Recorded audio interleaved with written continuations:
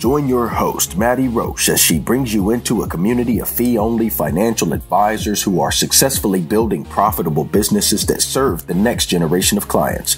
Learn from innovative advisors whose unique stories will inspire you to dream big and take action on your goals. Are you ready to live your best life and help your clients live theirs? Then you're in the right place. Hello, and welcome to this episode of XYPN Radio. I'm Maddie Roche, your host.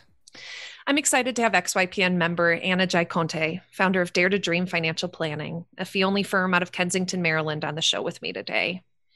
Anna started her firm in August of 2019 and today serves 27 clients, most of whom are business-owning women of color, clients who are just like Anna. Anna tells us about what it was like to learn about going out on her own, how she learned about the RIA space, and how it took stories of others to inspire her to paint a picture of what success may look like if she ever did break out on her own. She shares with us about how being authentic has been a magnet for her clients and how her approach allows her clients to feel safe with her and see the value of long-term financial planning. Anna's 3 young girls can be heard in the background as we have our conversation, but Anna isn't fazed. She talks about what it's been like to start a business from scratch as a mom and a first-generation American, the intentionality that she built Dare to Dream with, and how she uses a barometer of satisfaction to determine if something is working or not for her and her business. Anna's commitment to changing the reputation and face of this industry is clear, and her love for her work is even more so. As she says at one point during the interview, she can't believe she gets paid to do this. If you're interested in what it would be like to build a business as a mom and a woman of color, the show is for you. Avocado toast, selfies, a mountain of student loan debt. Gen Y is anything but traditional, and with over 75 million people, it's a population you don't want to ignore. Learn more about how to serve this unique population in our guide called Attract and Profitably Serve Millennial Clients in Your RIA. Discover 3 key ways to tap into the millennial market and 6 things that they want from their financial advisor. Visit xyplanningnetwork.com/millennials for your free copy. You can find any of the resources we mentioned during the episode at xyplanningnetwork.com/294. Also, be sure to go to xyplanningnetwork.com/VIP to join our private group just for XYPN radio listeners. It's a community of advisors we've all been looking for that's there to provide support when we need it the most. Best of all, it's free. I encourage you to check it out. Again, that's xyplanningnetwork.com/VIP. Without further ado, here's my interview with Anna. Welcome to XYPN Radio, Anna. I am so happy to have you on the show today. Thanks so much for having me, Maddie. I'm excited to be here. Absolutely. Why don't you walk the listeners through a little bit about your firm, where you're located, and we'll dive right into the interview. Sure. So my name is Anna N'Jie Konte. I am the CEO and founder of Dare to Dream Financial Planning. It's a fee-only financial planning firm based in the DC area, but we work with clients all over the country. Awesome. Anna, how long have you owned Dare to Dream? Yeah, so it's been just shy of 2 years now. I think when I first got FINRA registered, it was August of 2019. Wow, congratulations. Thank you. Anna, who do you work with? So I primarily work with women of color and women of color that are business owners or have, a side business. Maybe they have a W-2 job, but they have, a side hustle that they earn some additional income for and also provides additional planning opportunities. Absolutely. And how many clients have you worked with or do you work with currently? Yeah, I've done some one-off planning work, sort of hourly work, but my ongoing clients are 27. Awesome. That's a great number. And I'd be interested in a bit of your background. Tell me how you found yourself being a financial planner to other business owners. Yeah, it's been a long time coming. So I've been in the industry, it'll be 10 years in June. And I really fell into the industry. I did not come from a background where financial advice was anything I was remotely aware of. So, I graduated college in the Great Recession and was frantically looking for a job like many people. And so I kind of fell into this B2B events conference space. And because I'm fluent in Spanish, I was doing a lot of events for people in Latin America. And one of those was on wealth management and private banking in Latin America. And just through that, I thought, okay, this industry sounds like it requires a lot of the skills that I have. And so I ended up making the leap a few months later, and I never looked back. Wow, a conference was able to show you enough about the industry to excite you. That's a wonderfully successful conference, I would say. Yeah, I mean, I think it was objectively successful for my employer, but it was also very personally successful for me. And I think I got a lot of long-term relationships that I still maintain to this day from that, 10 plus years later. Absolutely. And when you say you made the jump, what does that mean? Where did you go after your event? Yeah.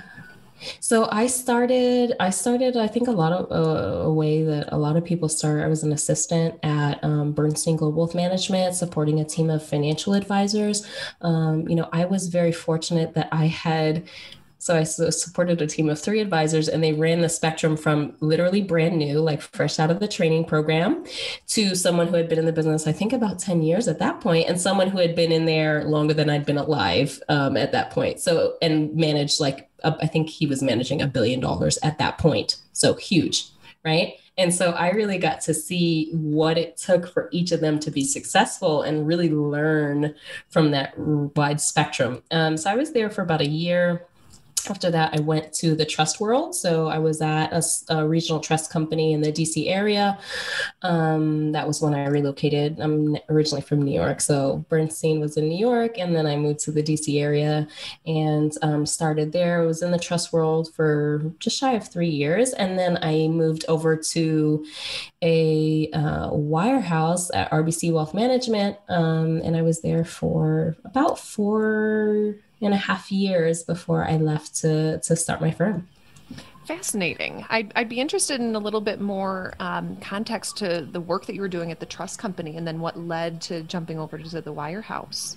Yeah. So I was a trust officer there. So I was doing a lot of trust administration work, planning work as well, estate work too. That was huge. The company I was at was served as corporate trustee for a lot of large family trusts. And we're talking like large multi-generational relationships. So that was really fascinating to me to see the dynamics of wealth transfer and how each generation related to their wealth and, really high level, very long-term thinking about finances.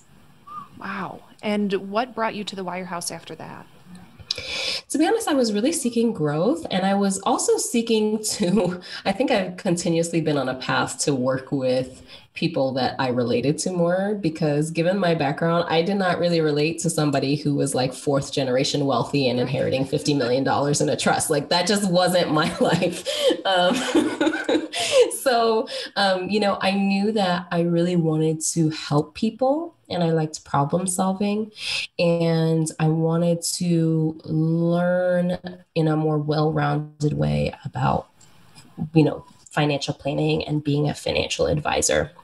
I don't know that I knew at that point that I really wanted to be a financial advisor. I was very focused on planning. So when I left, I joined a team that really was looking for someone it was a very high producing team. I think I don't even remember. I think our production at that point was $2 million a year, which is a lot in the industry. And so I joined that high producing team at RBC really to just do planning and really get my planning chops and really get in the weeds on running plans day in and day out.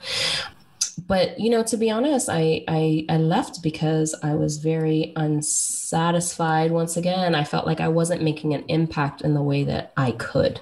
Mm. And when you say that you weren't having the impact, was it the type of client you were serving, or was it the kind of work that you were doing? I think both. Actually, I would say towards the end, I was definitely doing a lot of the work that I wanted to. I was at a place that was very, the regional leadership was very supportive of me and my career path. The advisor I was working with was very supportive of me and my dreams and aspirations for and my capabilities, and saw that, I was somebody that I could really like help catapult the business to grow. I was really serving as the number two, right? Practice manager, relationship manager, junior advisor type of thing. But I wasn't able to, there are just pressures in the business that it doesn't matter how much the advisor wants to help, you have to meet those quarterly sales numbers and, and those AUM numbers. And I knew that wasn't in alignment necessarily with what I wanted to do long term. To like succumb to those pressures. Mm-hmm, mm-hmm. When you say plans day in and day out, I imagine it's a lot of client work, but you're not maybe getting as deep as some advisors in this community do with their clients. Totally. So, I the advisor I was working with was younger, which was very cool to see somebody young building a business. He bought a business from an advisor that he supported for 10 years and she retired. And then he was, I want to say he was like 32, right? So super young, right? And so it was cool. He was a couple of years older than me. So it's cool to like shadow him and see him as he figured it out to really grow the business. But I think that book of business was very much in a transition from the old way, the transactional way of doing things. And so it was a huge book of business. It was like, it was the held away asset, dollar cost averaging into a portfolio. You talk to that person once a year, maybe type of book. And so he was trying to grow it and, deepen the relationships. But at the end of the day, I want to say we started with like 350 households. There was no way that I could really have a very deep relationship with all of those people. There were certain clients that I saw 4 or 5 times a year. I talked to once a month, those like A+ clients, but there were a whole lot that, I just was like, I think I remember that person, but I'm not really sure, which, is the nature, I think, of a lot of financial services books of business, like in the traditional sense, but it's not what I wanted either. Because I felt like there were a lot of people that had a lot of potential there, but then also were not necessarily economically viable for us to focus on in the short term. And there's the short term versus the long term pressure that we were constantly under. Totally.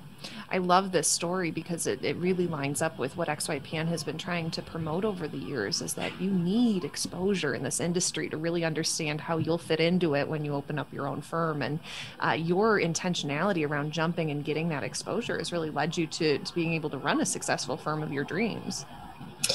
Yeah. I think sometimes you don't really realize how much you're gaining from it. But really, like my last 4 years of employment, I was serving as a practice manager. I was a planner, and I was also kind of dipping my toes in portfolio management and making sure that the portfolios matched up with the stated goals and the risk tolerance, making sure that RMD checks went out. And I really had I had to set up CRM systems and all of those things that I had to do when I left my firm, right? So I knew how to do them. It just was, I wasn't doing it for myself. And I think, the industry, even if you are at like a broker dealer or a wirehouse or something, it is kind of entrepreneurial, right? I mean, you have the firm backing you, but at the end of the day, like each team has to do their things themselves, right?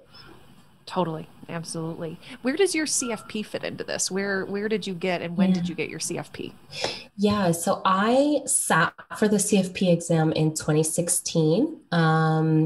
And I got it while I was at RBC. Like I said, they were super supportive of me and my growth. And so, I was fortunate enough that they paid for my CFP coursework, my exam, my registration, my renewals. I also got, my 7 and 63 there as well. And my life and health. Like I just was on an exam bender. for probably my first 2 years there, taking all the tests. Absolutely. So you spent a number of years at the Wire House and then you decided to leave. That's a big leap. Anytime people change just from company to company is such a big leap. But then the idea of I'm leaving this to start my own firm, can you talk about what went into that understanding that you could run your own firm and that time that you did make the leap was the right time for you and your family? Yeah. I think it was a point where, so my husband and I, we have 3 children, but we only had 2 at that point. And, he and I are very family focused. And I think, we have the perspective of, and I think a lot of people in our generation do too, that, it's not just about the paycheck. It's not just about the stability and the work. Obviously that is hugely important to, your long-term health and wellness. But, there's more to life than that. And our family and making sure that we have a good dynamic with our family is very important. And, we both grew up very much in a loving, family-centered environment. And so that was something we wanted to recreate. And, our biggest goal, I think we're also both very independent people. So, the idea of like having to answer to somebody for the rest of our lives, and tell somebody when I just want to knock off and have an afternoon with my kids, and I can do that, was not particularly appealing to either of us. So we made the decision that we had our first 2 kids, and we were at a point financially where, and also I think in terms of life satisfaction, where we needed to make a shift, right? I knew what there was to expect in terms of the timeline and the growth prospects at RBC. I wasn't marching on my own time horizon there, and I wasn't comfortable with that. And so we had a lot of discussions, and my husband and I made, frankly, a lot of sacrifices and a lot of shifts in terms of our life in order to make it happen. But, and I'll give him all the credit that he was, I had the dream for it for many years, but I was very apprehensive of doing it, of leaving the security of a very great, well-paying job and career, and felt like I was, stepping off the cliff. And he was like, listen, I've got a job. I'm good. I have stability. You can always get another job if it doesn't work. But what if it does work, And so the rest is history. Oh, I love that. Were you idolizing anyone? Were you watching anyone? Was there someone that you were like, yeah, that's who I want to try to emulate? Totally. So when the light bulb finally went off, I don't know exactly when this was, but I listened to a Kitsis advisor success podcast with Mary Beth Georgihan a couple years ago. And she was talking about her own path. And I was like, oh my God, this is a woman who is a mom. She's about my age. She left and she was able to make it work, and she works from home and she's making good money. And I remember frantically writing down all the numbers she was spitting out. And I was sitting on my couch. It's so vivid in my mind. I was sitting on my couch listening to this podcast and scribbling in my journal. And I remember pausing it every 2 minutes, and my husband was watching TV and you won't believe this. And he's like, can I just watch my show in peace? But that was really what cemented that it was possible for me. And this was a business model that I could do. Because to be honest, I wasn't really aware of the RIA space in the way that I am now. And so even though I wanted to do this, I really just had no clue that it was something that I could do. And that opened doors. And I think Sophia Berra also was another person that, really, once again, similar age, similar, background, and she made it work too. And I spent a good 6 months binge listening to Kitsis podcast and XYPN podcast. And I was just like, okay, so there are people that do this and they make it work. So, I think I can do it. Yes, of course you can. That's awesome. And I think that that's the power so much of us sharing our own stories about how we've come into our Mhm. own in this industry, because this industry has been so one-dimensional for so long. And so just getting a nugget of, oh, there might be something else out there. Oh, there's evidence of of it working, can be so powerful for each person as they enter in here. So talk to us about what it was like. What were your first few months like as you left as you left the wirehouse and started to build your firm? Yeah. So I think we talked about this in our prep session, but so I left RBC in February 2019. And then I had my daughter in 2 months later.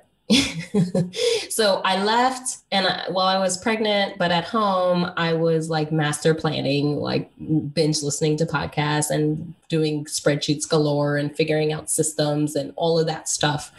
And I I didn't, so there's a couple month lag, but I officially got registered in August, so about 6 months later. And to be honest, it was a series of like, I'm so freaked out that I'm doing this, I'm gonna vomit feelings.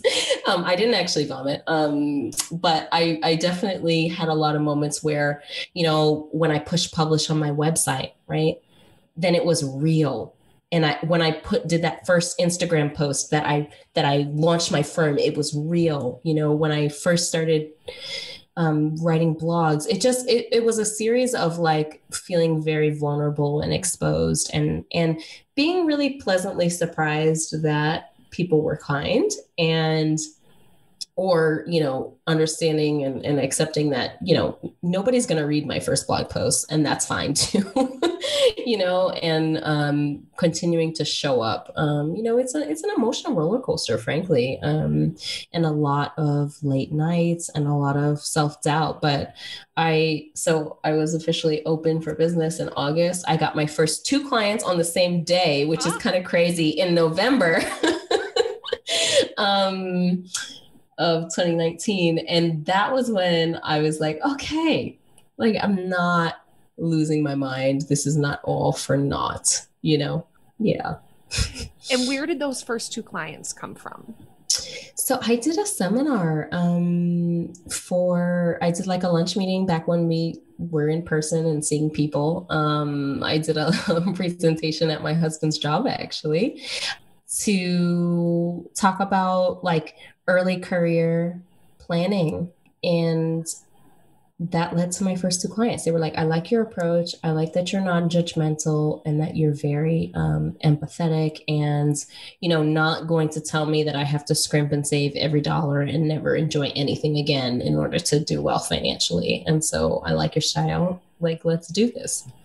Oh, wow. And how much did those first two clients kind of shape the service that you continued to provide, and how you honed your niche? So much. They were they were very different. It's funny because one was like very heavily indebted, like student loan debt, and really just got married, wanting to start a family, and just trying to figure it out, right? And trying to figure out how they can make all of these things work. The other was like, multiple 6 figures of net worth, and just really hadn't had a lot of direction or purpose around their money and was looking for help. So it really gave me a range of how I could help people and be impactful in different ways, right? So like having different types of conversations. I would say those first 2 helped me figure out my systems and where I could provide the most value. Mm, mm. And the way that you were planning previously, as you said, it was, maybe get a plan once a year. What did you promise your initial clients, and maybe how did that service evolve over the years as you've taken on more and more clients? What is the relationship that you're promising to give to your clients? So yeah, I think, the book of business I was working with previously was, retirees, pre-retirees. So the needs were very different. Now I'm working with mostly people in their 30s and 40s. And so, and they're people in a stage of life that are having a lot of development and changes in terms of their life, right? They're getting married, they're having kids, they're buying houses, they're maybe moving, considering career changes, thinking about saving for their kids' education. That's very different than a 65-year-old couple that their kids are out of the house, right? And so I found myself being much more hands-on, which, was also helpful because I didn't have that much time, that much stuff occupying my time. So, I was meeting with them probably each every other month and really digging into all of their goals, especially I think because, they're younger. And so they had never had any semblance of financial advice, right? So they needed soup to nuts, like cash flow, budgeting, pay down prioritization, like talking about different investment accounts and figuring out which would be most appropriate for them. It was a lot of, real deep dives. I think my service is still very similar, but I think, to be frank, I think I was over servicing at the beginning. And now I'm able to I still go very deep with my clients, but I'm able to tackle it in less meetings. So, I typically meet with my clients, I'd say 4 to 5 times a year. So it's still pretty frequent, but, I think it's due to the fact that, once again, they haven't had any financial advice in the past. And so they're really just getting everything together. So there's a lot to do, looking at insurance, talking about debt, talking about estate planning, maybe looking at tax planning. All of that is pretty involved. Yeah, absolutely.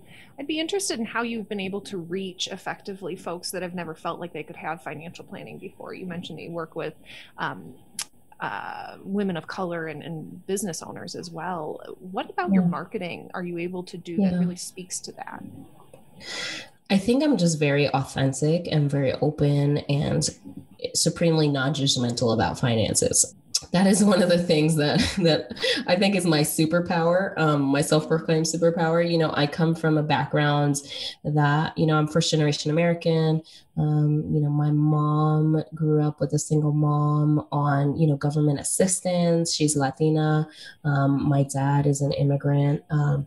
I have seen and my husband also, he's first generation. So between the two of our families, there are so many dynamics there that I've been exposed to that make me just know that I can relate to clients well, and I can relate to their struggles. And I think that I also put out a lot of content that is non-traditional because of that, right? So I'm thinking about all of these financial things in a different way. And I recognize too that I think because our communities have not been serviced by the financial services industry or targeted at all, they don't also even necessarily understand that they might need help. So they might benefit from having a financial advisor. So a lot of my work is telling people where they might be missing out on value and improvements that they can make, and that an advisory relationship can provide them.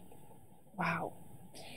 As you've worked with clients, what do you see them really tapping into deeper than you thought maybe they would? Is there part of the financial planning experience that people are really gravitated towards, especially in your niche? I think the long-term projections are what really get people committed and buying in, right? So I think people come to me a lot with, I want to start investing, or I need to save on taxes, or I need to, I need to fix my credit, or something small like that, right? And then when I take a step back and say, okay, let's talk about your values, let's talk about your long-term vision, and don't what would you call it? Can you hear my kids? Can we? They're so loud. Sure can, but that's okay. You are home with three of them. They are so loud. So authentic. It is. I keep it real out here. I locked the door though, so they won't barge in. Anyway, so I think they come to me with a lot of these other issues that are pressing and are real issues. However, when I show them, okay, let's harness all of the assets and the resources you have, and let me show you what's possible, right? And that really sets off a light bulb. And I think that is what gets them like hooked. And it's not really hooked with me. It's really hooked about the commitment that they're making to themselves and their future by like really leaning into optimizing their finances and focusing on it. Totally. I love that. So many people come in with acute problems, but then realize there's so much more there to work through. A lot of your growth happened during COVID. And I'm interested, where are your clients hanging out? If you're not able to go to these seminars where you got your first 2, where did the next 25 or more come from? Yeah. I did a whole lot of media. And I think that is what really helped me. My vision for my firm was really to be virtual, at least for the first few years, and to be location agnostic. And I think that was divinely timed given COVID, right? So I was, looking for podcasts to be featured on, virtual conferences and, online interviews, a lot of articles. And I was very intentionally, I think, after I got my business legs, right? You talk about sea legs. I got my business legs after probably 5 months or so of doing this.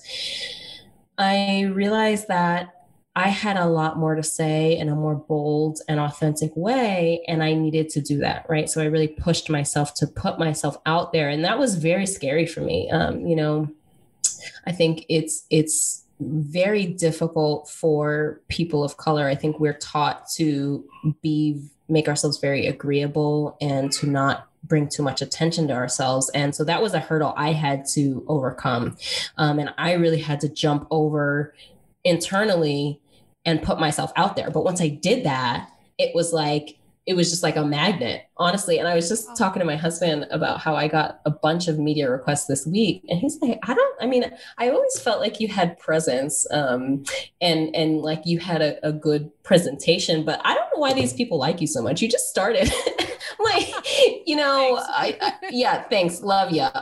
That's like my husband's typical type of comment. Very loving and endearing, but he keeps it real. I think I told you, Maddie, he was like, I'm so proud of you because I really thought you would have 2 clients your whole first year, and you've like multiplied that. Thanks for the vote of confidence, dude. Well, at least we know he would have been accepting. Yes, exactly. It is nice to know. So now that I've blown that out of the water, I feel very grateful that at least he was managing his own expectations and not putting pressure on me. I had plenty of pressure I was putting on myself anyway. Mm-hmm. What a beautiful way to describe it, though, that you became a magnet. Once you became vulnerable and leaned into your authentic self, that I think that's true just generally. You can really kind of tell who's able to do that. And I think it is a privilege that for those of us who've been able to embody that authentic side of ourselves, and be proud of it, that we do become magnets for folks.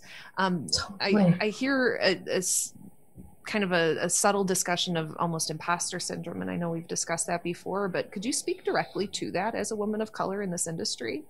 Yeah. It's funny because I've always been very confident. I appreciate my family because they were very much like always building me up. I never doubted my abilities in terms of my intelligence, or especially in school, right? I always knew that I was a good student and I knew that I worked hard too. So I never doubted any of that. It was really, so as I was navigating the first couple of years of my career, I always felt like I had a lot to offer, and I never felt imposter syndrome. I really felt like, I don't know why these guys wouldn't hire me. Not to say because also, to be fair, I was never the one that was going for, I'm at entry level, I'm going for the director level job. I wasn't doing that. I was making small baby steps, right? But at the end of the day, I felt very confident in what I would do, what I could do for people. It was really only until I decided to leave that I felt a lot of that, right? Because it was very new for me. I don't come from an entrepreneurial family. I come from a family that seeks security at all costs, right? Both of my parents worked good government jobs, stayed there. My dad's still working, has been at his job for like 40 years. So literally longer than I've been alive. And mom, probably 35 years. I don't actually know the exact amount. She retired a couple of years ago, but that was life. And that was how my aunts and uncles were. And they just were very stable. And so for me to take that leap from a objectively good career and a good employer and a good situation to doing things on my own was very scary. And I felt a lot of self-doubt, especially because I wasn't making that decision from a place of necessity. I think if there was anybody that was entrepreneurial that I knew, it was, they were an immigrant and they didn't have much education. So they said, okay, I'm just going to start a business, right? That's how my in-laws work. There was nobody in my situation. So it caused me to feel a lot of doubt. And it wasn't until, I started to see some success and I started to feel like, okay, the things I'm doing and all of the knowledge that I've been trying to absorb and implement in terms of running my business and being an entrepreneur is starting to work, that I started to feel a lot of confidence. I would say it took a good 7 months before I really started to feel that. Awesome. Could you walk us through kind of the math that you did before you left your job, or maybe the months as you were preparing for that registration approval, of how many clients are you going to have to get to make this worth your time, and how do you price your services? Yeah. I did a lot of math. I'm a planner after all. I'm an Excel nerd, so I have lots of spreadsheets. I did a lot of looking at the profitability per client, right? Figuring out how I had to price it. To be honest, I think I was wildly optimistic in terms of what I would achieve the first year, right? And how easy it would be to manage the capacity of all of those clients. And I think some of that was exacerbated by COVID. My kids were in childcare and preschool and school before. Now they're home. So that was a real balancing act for me. So that was something that I think I couldn't have anticipated, but I luckily our finances were set up in a way that we were able to make it work. And it really was about growing the business intentionally, and being really laser focused on making sure that this turns into something that can be self-supporting in a few years. And in terms of my business model, so I work off of a retainer model, right? Like a subscription type model. Most of my clients are just planning. I do some portfolio management, but it's not for all of them. It's for a handful. And, it's really just in-depth, holistic financial planning that has been the biggest driver of business growth. Beautiful. And how has that conversation changed as you find yourself having these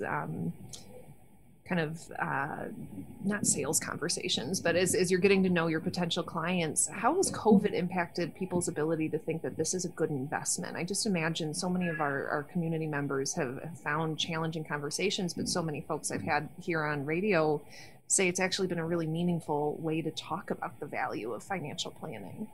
Yeah, I think given the demographics of my clients, most of my clients are either first generation American or are really the first in their family to have a very, great career or high earning potential.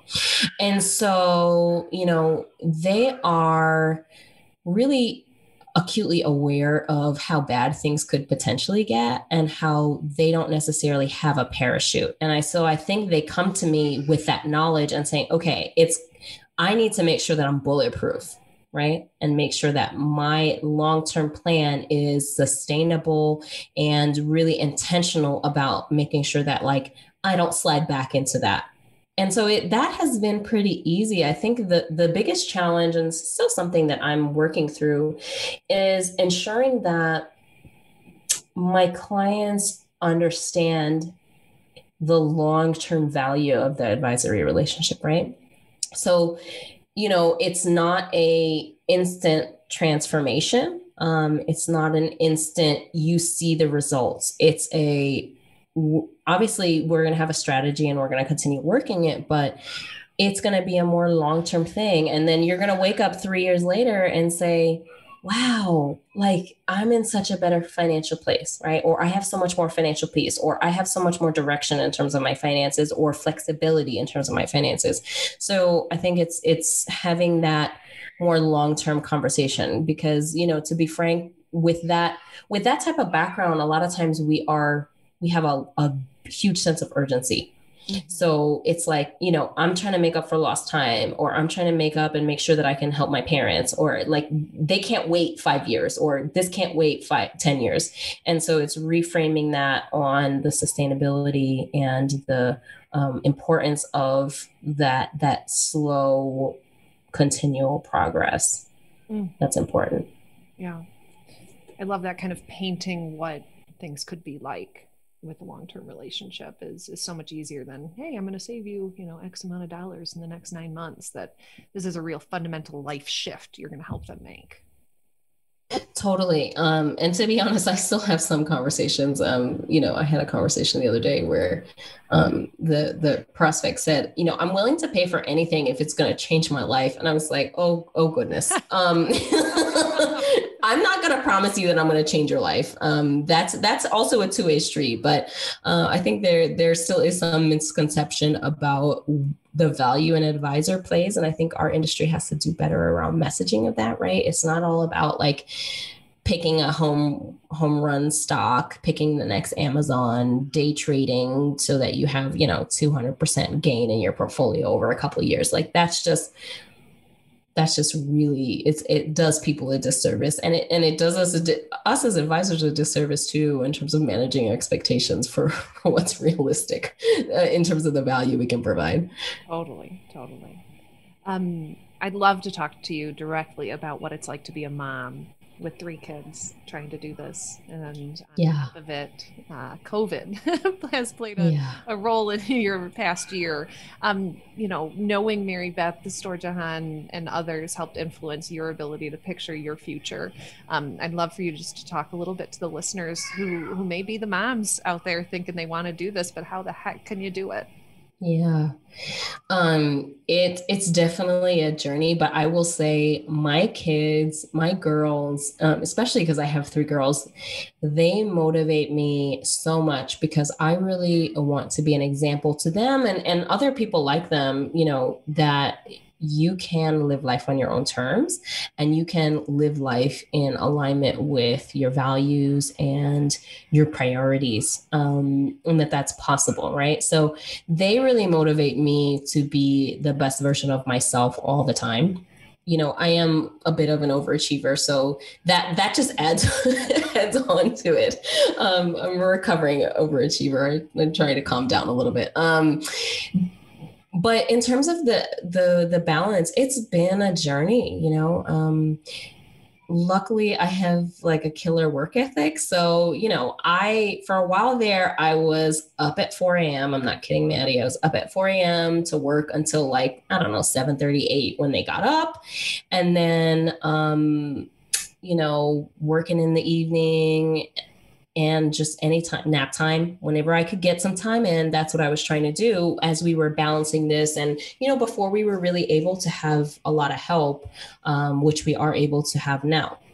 I will say that, that pace was not sustainable. I learned that the hard way. And I saw the effects of what it meant when I was overdoing it, in terms of my own just mental health and satisfaction with my business and life. There was definitely a correlation there, but it's been a growing experience. And I will say, I think moms also have a superpower in that we are able to really sift through what's important and what's not, and like really focus on prioritization. And that has helped me so much in business, because I'm like, okay, if it doesn't bring me joy, if it's not contributing to my personal or business growth, and it's not, really a hell yes in terms of making me happy, I'm not doing it, right? So that's the kind of the lens of how I make decisions long term. And being a mom means like my time is just that much more limited. So I have to be super surgical about that. Yeah, absolutely. I'm really taken by that concept of satisfaction with your business. I've never really thought about it in that way. You've just listed off some kind of general ways to know if you're satisfied with your life, but what's the barometer you use to know whether you're satisfied with the business you're building? Yeah, that is something that I found. I find it when I leave a client meeting and I'm like, I can't believe I get paid to talk to this person. I have that experience a lot. Like I have a couple clients. I try not to play favorites, but I have favorites. Let's be real.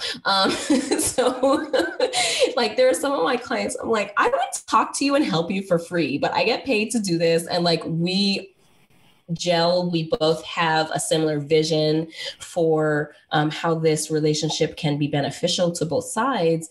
And it's just a really beautiful thing. So the more that I am also selective about the clients that I work with, I find that I find more satisfaction, right? And that's kind of what led me to the business owner niche.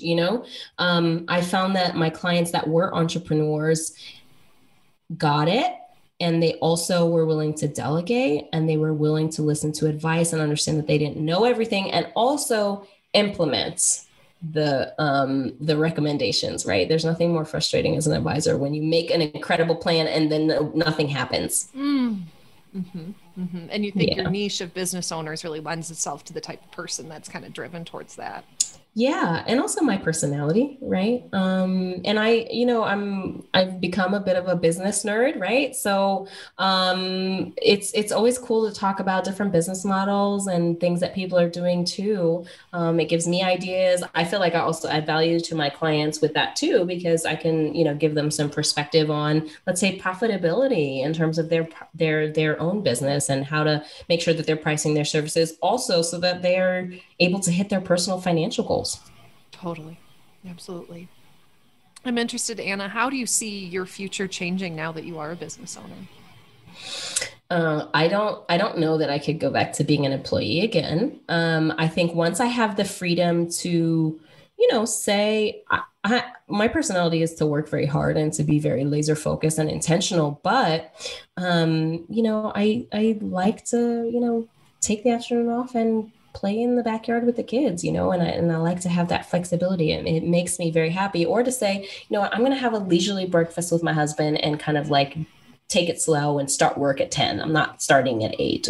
That's very important to me. And I think, my one of my big goals, so I really have two visions in terms of the long-term trajectory of my business and my life. But one is to I'm sure Emlyn Miles Mattingly, he talks about changing the complexion of wealth. I think that's a great way to put it. I wish I'd come up with that one myself, but that is one major goal I have, right? To really help so many, women of color who are doing amazingly professionally and in terms of their careers, to really harness that to build a level of wealth and financial security for themselves.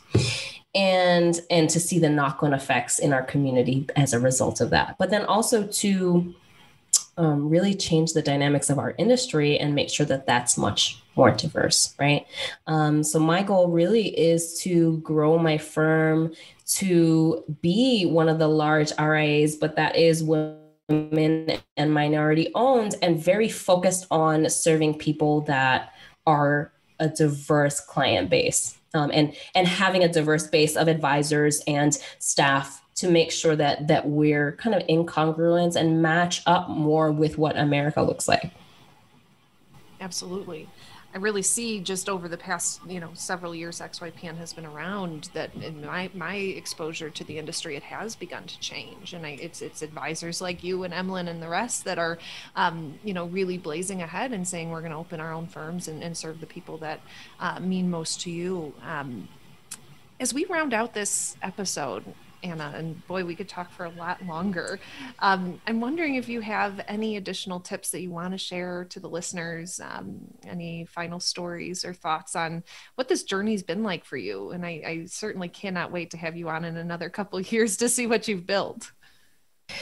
Yeah, I would say, I think the first thing people really need to do is realize that they don't have to do it the way that it has been done, right? Like the traditional employee advisor model, I think, is personally pretty broken. And I think when you come up in that world, you don't necessarily see all of the other things that are possible. So my biggest message to anybody that's looking to make that jump is to think through like what it is that you really want. Like, don't necessarily think about exactly the way the business has been run or the business you're used to has been run. Think about what will bring you the most satisfaction, who you really want to work with, who you think that you can help the most, right?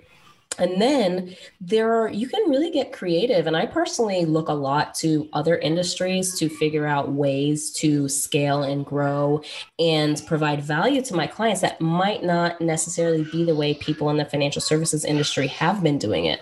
I would challenge anybody that's looking to make this jump to really do that and come up with their own path. And then also to speak authentically. I think, the age of suppressing your personality and fitting into the nice, neat little box is over, or it should be over. And I think that clients connect so much more with you when you are yourself and you share openly. And, there's so many advisors that are doing this that are just really purely like authentic. Justin Castelli is one that comes to mind. Like, he's just like, he's himself and he's authentic and he's open. And that is like, people gravitate towards that. So I'd invite any advisor that's thinking about doing this to really focus on those two things. Yeah. As you talked about that, I couldn't help but think about how when we try to pigeonhole ourselves into specific careers and positions, that we really feel a disconnect of like who we are at work and how that can really be taxing after a long time. Yes. We're most in flow when we are ourselves and most likable and attractive to folks, and our energy, as you say, is magnetic. Anna, you are so magnetic. I would be honored to be a client of yours, and I'm sure all of your clients feel the same way. Thank you so much for sharing your story and for being as open and as honest as you have been. You've built something really incredible over the past 18 or so months, and I can't wait to hear about what your future has to hold for you. Thank you so much, Maddie. It's such a pleasure. And I'm so honored to be here. I'm so excited to be here. And,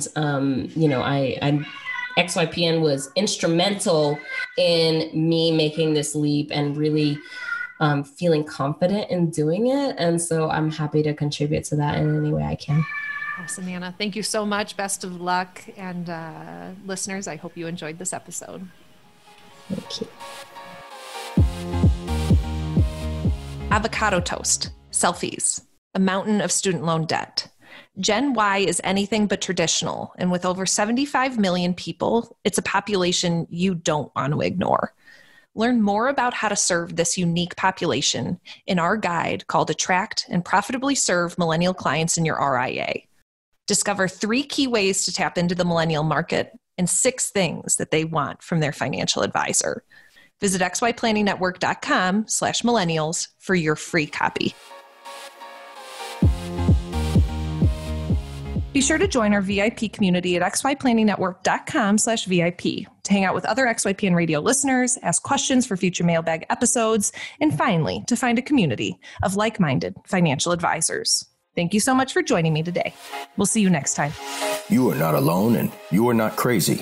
It's scary starting, building, and growing your own financial planning firm, and that's why we put together a free private community just for you, the Cutting Edge Financial Planner.